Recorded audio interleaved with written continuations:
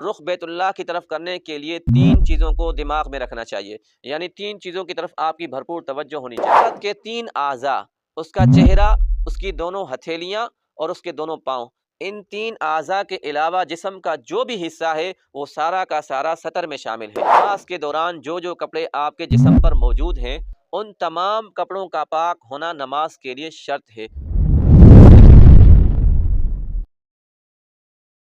میں نے لکھا ہے مفتی صاحب السلام علیکم، میرا سوال یہ ہے کہ نماز کے شرائط میں سے ایک شرط ہے سطر کا چھپانا، تو سطر سے جسم کا کون سا حصہ مراد ہے جس کو چھپانا نماز کے لیے فرض ہے؟ برائے مہربانی رہنمائی فرمائیں۔ دیکھیں، نماز کے فرائض میں سے، نماز کے شرائط میں سے ایک شرط ہے کہ جسم کا جو حصہ سطر میں داخل ہے کم از کم اس حصے کو نماز کے دوران چھپانا فرض ہے۔ اب مرد کا سطر الگ ہے اور عورت کا سطر الگ ہے۔ مرد کا سطر کیا ہے کہ ناف سے لے کر گھٹنوں تک کا جو یہ حصہ ہے کم از کم نماز کے دوران اس حصے کو چھپانا مرد کے لیے فرض ہے۔ اگر اس میں سے کوئی حصہ نظر آ گیا تو اس بندے کی نماز نہیں ہوگی۔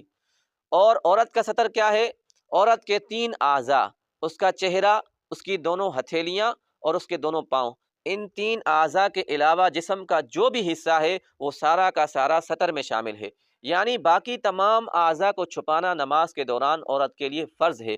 اگر عورت کا سر کھل گیا یا کوئی اور جسم کا حصہ کھل گیا تو اس عورت کی نماز نہیں ہوگی۔ اب اس میں دو چیزیں اور بھی سمجھ لیں کہ جب آپ سطر چھپاتے ہیں تو کوئی ایسا کپڑا استعمال کریں جس کپڑے سے آپ کے جسم کی رنگت بھی محسوس نہ ہو۔ بعض مرتبہ خواتین ایسے کپڑے پہنتی ہیں یا بعض مرد حضرات بھی ایسے کپڑے پہنتے ہیں جو اتنے باریک ہوتے ہیں کہ ان کپڑوں سے ان کے جسم کی رنگت بھی محسوس ہوتی ہے۔ جب آپ ایسا کپڑا پہنیں گے اس کا مطلب آپ کا سطر چھپا ہوا نہیں ہے۔ دوسری چیز یہ ہے کہ آپ کپڑا جب پہنتے ہیں تو وہ کپڑا چست نہ ہو، جسم کے ساتھ چپکا ہوا نہ ہو، کیونکہ جب آپ کوئی ایسا کپڑا استعمال کریں گے جو جسم کے ساتھ چپکا ہوا ہوگا تو اس کپڑے سے آپ کے اعضاء کی جو ساخت ہے وہ بھی محسوس ہوگی، تو گویا کہ آپ کا سطر ڈھکا ہوا نہیں ہے۔ تو مرد ہو یا عورت کم از کم ایسا کپڑا پہنے جس سے اس کے اعضاء کی رنگت بھی محسوس نہ ہو اور اس کے اعضاء کی جو ساخت ہے وہ بھی محسوس نہ ہو۔ میں نے لکھا مفتی صاحب السلام علیکم، میرا سوال یہ ہے کہ نماز کے شرائط میں سے ایک شرط ہے کپڑوں کا پاک ہونا، تو اس سے کون سے کپڑے مراد ہیں؟ برائے مہربانی رہنمائی فرمائیں۔ دیکھیں، نماز کے شرائط میں سے ایک شرط ہے آپ کے کپڑے پاک ہوں، یعنی جب آپ نماز پڑھتے ہیں تو نماز کے دوران جو جو کپڑے آپ کے جسم پر موجود ہیں ان تمام کپڑوں کا پاک ہونا نماز کے لیے فرض ہے۔ مثلا آپ نے قمیص شلوار پہن رکھی ہے، یا آپ کے سر پر ٹوپی ہے، یا آپ کے پاؤں میں جراب ہیں، یا آپ نے کوئی واسکٹ پہن رکھی ہے یا کوئی چادر اوڑھ رکھی ہے، نماز کے دوران جو جو کپڑے آپ کے جسم پر موجود ہیں ان تمام کپڑوں کا پاک ہونا نماز کے لیے شرط ہے۔ اگر کوئی ایک بھی کپڑا آپ نے ایسا پہن رکھا ہے جو ناپاک ہے تو آپ کی نماز نہیں ہوگی۔